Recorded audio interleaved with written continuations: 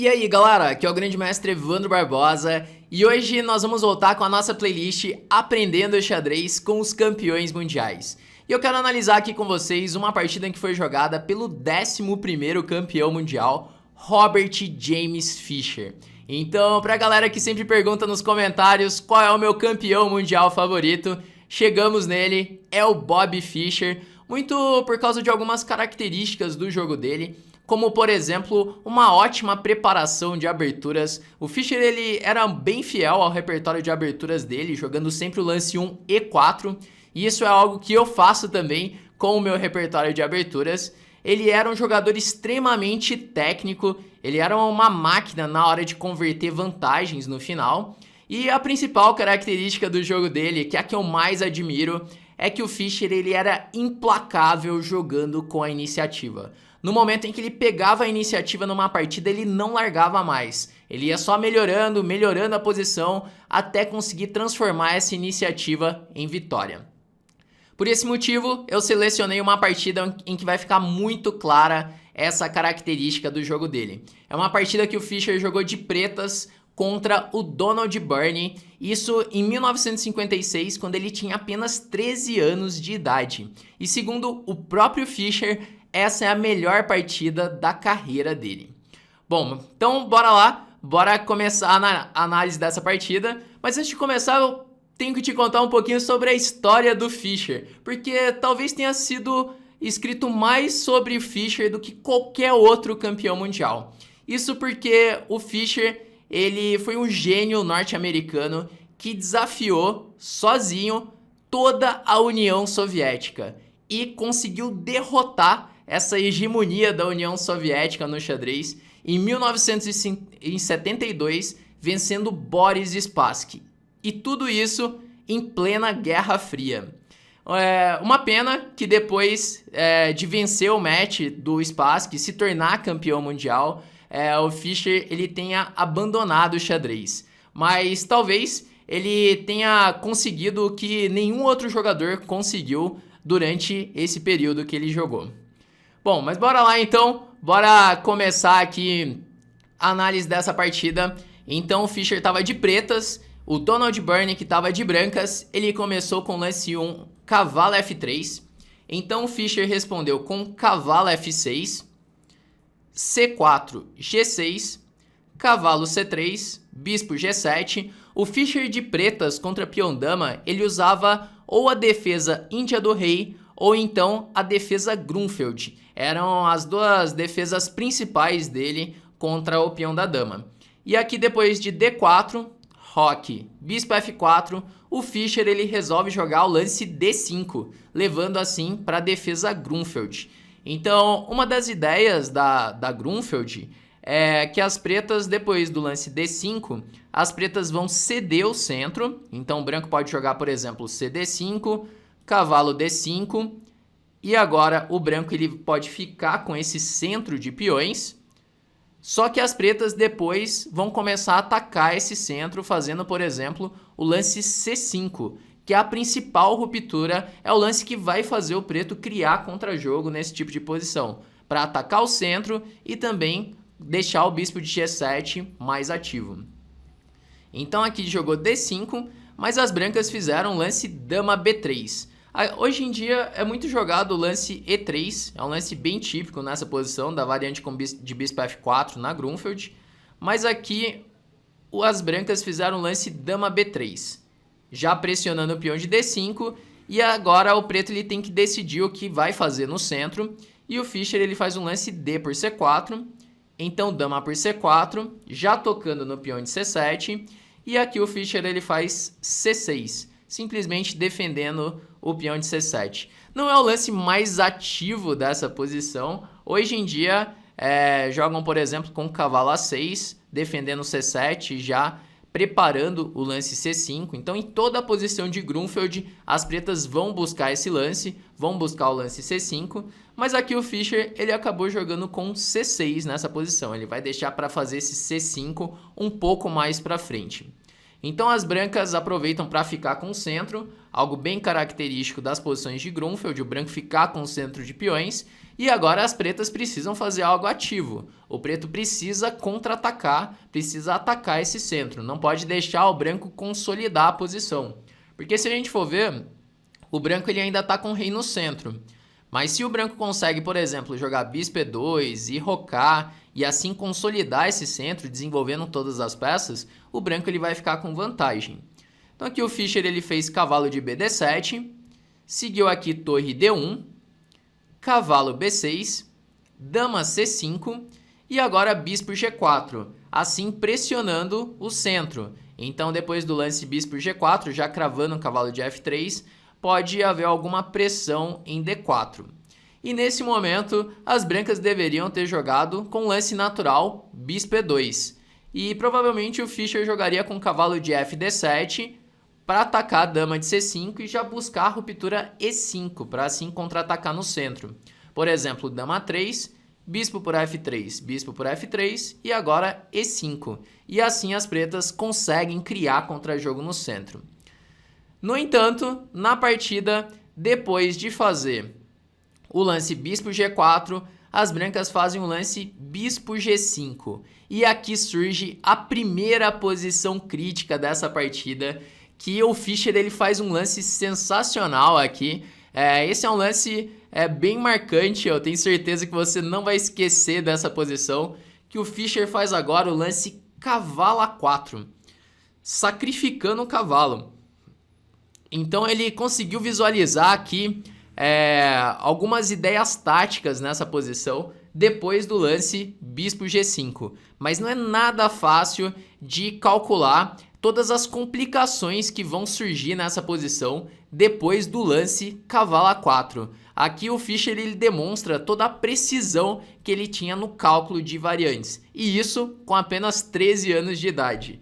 Aqui depois de cavalo A4, a ideia é que se jogar, por exemplo, o lance cavalo por A4, é possível jogar cavalo por E4 agora. Então tocou na dama de C5, tocou no bispo de G5. Então, por exemplo, dama C1 e agora dama 5 cheque. Aproveitando que o cavalo está no ar, então se voltar o bispo está caindo o cavalo em A4.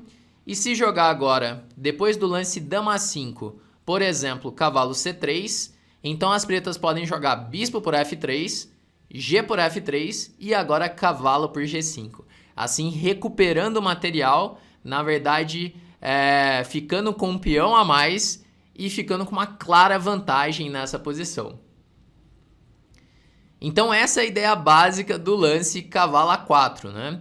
Que se tomar o cavalo já tem cavalo por E4. Só que aí as brancas fazem dama A3, já atacando o cavalo de A4.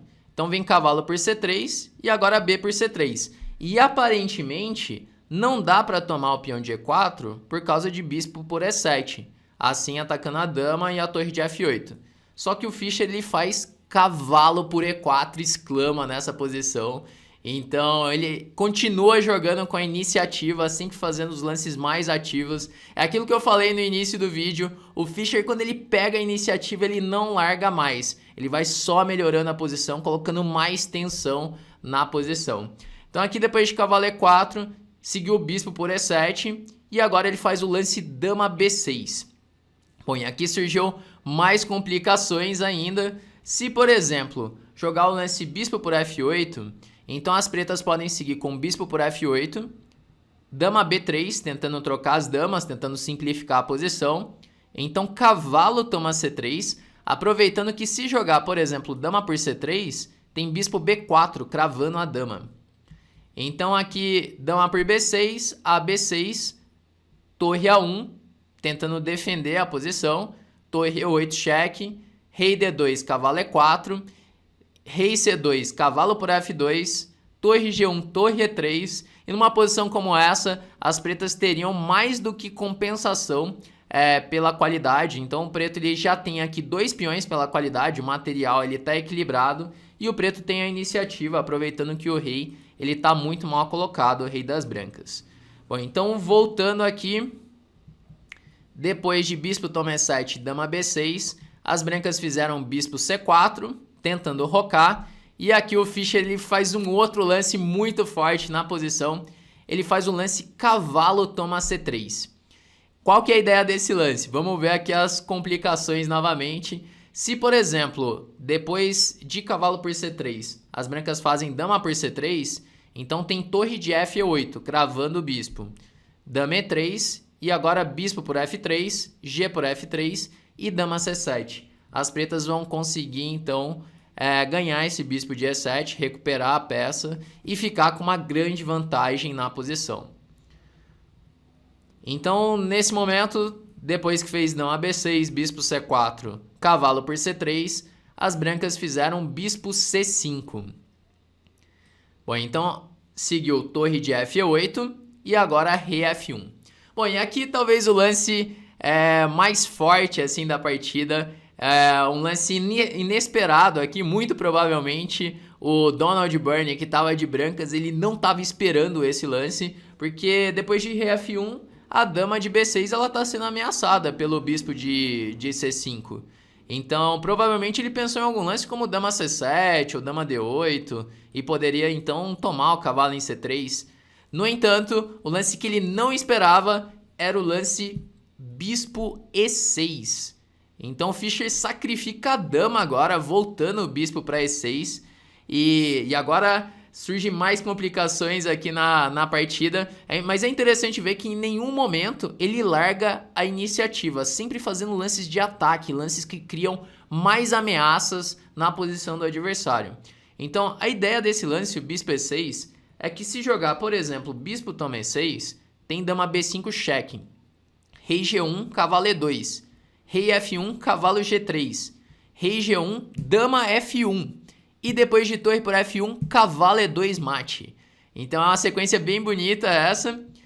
E se toma a dama, que é um lance crítico, como aconteceu na partida, as pretas fazem agora bispo toma C4, então rei G1, cavalo E2 cheque, rei F1, cavalo por D4, dá um descoberto, rei G1, e agora cavalo E2, rei F1, cavalo C3, rei G1, e é claro que o Fischer ele não vai repetir a posição aqui, ele faz o lance A toma B6, então outro lance, continuando com a iniciativa, depois de A toma B6, a torre já ataca a daminha 3, então dama B4, e agora torre A4, tocando na dama de B4, dama por B6, cavalo por D1, e nesse momento as pretas ficam com uma posição ganha, que o preto ele fica com bastante material a mais, então ele sacrifica a dama por um tempo, mas imediatamente ele consegue recuperar o material,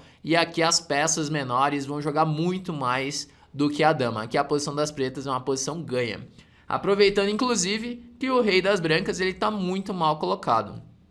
Então aqui seguiu com H3, torre por A2, agora aqui entra aquela parte técnica, a parte de converter vantagem, em que o Fischer ele não dá nenhuma chance aqui para as brancas. Seguiu cavalo F2, torre E1, torre por E1, dama D8 cheque, bispo F8, cavalo por E1, bispo D5, agora ele coordena as peças menores, cavalo F3, cavalo E4, então seguiu dama B8, B5, é uma vantagem material muito grande, o preto não tem que se preocupar com nenhum contra-jogo das brancas, H4, H5, cavalo E5, então rei G7, rei G1, bispo C5, rei F1, e agora as brancas vão entrar numa rede de mate com cavalo G3, rei E1, bispo B4, rei D1, bispo B3, rei C1, cavalo E2, rei B1, cavalo C3, e depois de rei C1, o Fischer faz torre C2, assim dando mate. Então essa partida aqui é uma partida realmente sensacional, é incrível os lances que o Fischer faz. Então só revisando aqui, tudo começa no momento em que as brancas fazem o lance bispo G5 e vem esse cavalo A4, que é um primeiro lance inesperado. Depois tem o cavalo por E4, outro momento importante, dama B6 e para finalizar, né, depois de cavalo C3, bispo C5, torre E8 cheque, rei F1, o lance mais espetacular aqui da partida, que é o lance Bispo E6, que é muito provável que as brancas não estavam esperando por esse lance. E a partir daí o Fischer consegue uma vantagem muito grande na posição. Bom, galera, então essa é a partida que eu queria mostrar aqui pra vocês. Eu acho que essa partida ela é um ótimo exemplo das características do estilo de jogo do Fischer, principalmente essa característica da iniciativa. Bom, espero que vocês tenham gostado dessa partida. Deixem aí nos comentários o que vocês acharam, que eu vou tentar responder todos, beleza? Bom, então é isso aí, galera. Vamos encerrando por aqui e até o próximo.